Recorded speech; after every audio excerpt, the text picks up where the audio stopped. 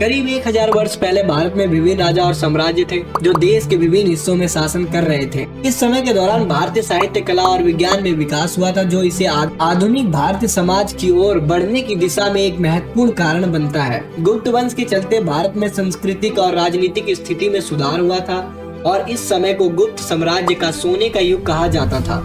गुप्त साम्राज्य का समय भारतीय इतिहास में सोने का युग के रूप में माना जाता है, जिसमें कला, साहित्य और विज्ञान में विकास हुआ था। मध्यकालीन काल में दिल्ली सल्तनत और विजयनगर साम्राज्य जैसे बड़े साम्राज्य बने जो भारतीय इतिहास को रूपरेखित करते हैं। इस दौरान भारतीय साहित्य, विज्ञान और सांस्कृतिक धाराएं विकसित हुई और भारतीय भूमि पर विभिन्न सम्राटों ने अपना शासन स्थापित किया।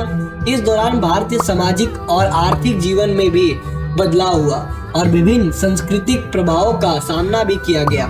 सुल्तानों और मुगल साम्राज्य के आगमन के बाद भारतीय समाज में नए रूप, नृत्य, संगीत और शिक्षा के क्षेत्र में बहुत प्रगति हुई। इस दौरान भारतीय साहित्य, कला और संस्कृति में अनेक विशेषताएं उत्पन्न हुई जो आज भी हमारे समाज में महत्वपूर्ण है।